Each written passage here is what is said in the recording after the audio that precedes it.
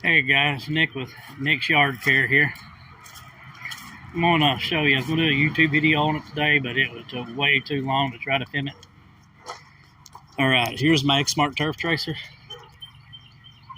It's a 36-inch cut, but I get into areas where one I don't want to buy. I think it's $580 assembly that your dealer puts on, but I already had the mulch kit and it had the mulch plate. What I did is this bracket here was the plate for my discharge chute. I had to cut it off because it does come out at a weird angle down, real long. I didn't need it. I don't run discharge chutes, but if I need a discharge, all I gotta do is flip it up. But I did weld. It's ugly welding, but it'll hold. I penetrated everything, but I did weld that bracket to that, and I had to do a gout fill the whole way through. I still gotta clean it up and paint it. And I got to adjust the tension of the boat so it'll hold it wherever I put it at. And you can still move it as you need to. But that's what I've done today, guys. Now this unit does show 179 hours. It's actually only got 100. If you remember, I told you that I did put a electric start on it right here. Literally, you turn the key on and she'll fire right off. I did put a toggle switch in because that was causing my irons to keep running and running and running. But you leave the toggle switch in the opposition.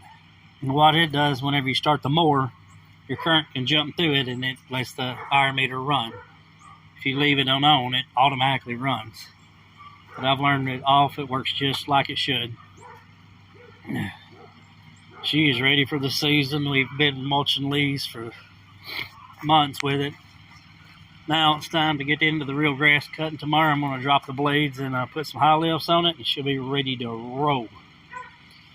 I know I didn't get much done today other than that one. This is our donor.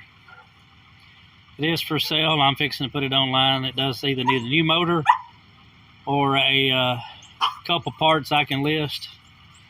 This is the donor motor that I used to take the flywheel off of, the magneto, the starter, the battery, and the rectifier to make the electric start work on the other one. That is an 18 horse, and the one over here is a 14 and a half. Here's a 14 and a half one. But the main difference is that's a commercial grade motor, that's residential grade. And it worked fine for what it was. This mower does have a fab deck on it. Just to show y'all. But doing what we do where we're at, you can't run zero turns like that often. It's just we run too steep of grades. Yeah, that's a bunch of my stuff out here. Yeah, where I live. But that's what we got now, guys. Tell me how you would have done it in the comments.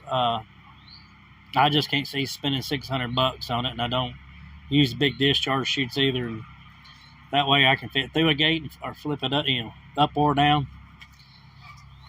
I learned that from old boss, but he had custom ones made from a metal shop. Me, I just did it, took what I had, spent the money on the mulch kit, which I can put the mulch kit back on in the winter and bolt it up, and it's just fine too. There's nothing wrong with it. And I did it with it bolted on so everything would line up directly with the factory boat hose in it. All right, guys, like, subscribe. Also, if you don't mind, go ahead and leave a comment. Good, bad, ugly. Hit the notification bell because I'm trying to put out several videos a week, Tomorrow, I'm not sure if you say tomorrow night or probably tomorrow night.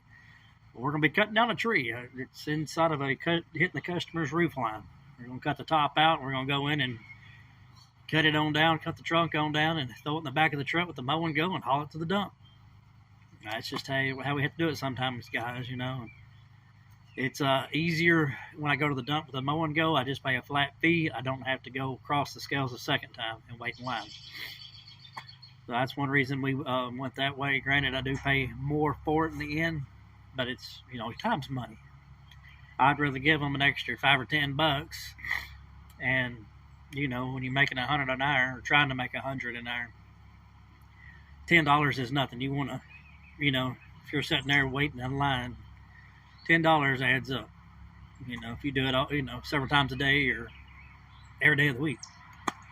If you count, you know, you go 3 times a day, it's $10 you're giving them each time. But also, if you're waiting in line 45 minutes, an hour, well, look at that time you wasted that day. That's, you know, you got to charge appropriately. You know, you got deadhead. Like tomorrow, we'll be traveling 45 minutes to this job. Always charge for it, guys. Hey, y'all have a good one, and have a good night. God bless you, man. Bye-bye.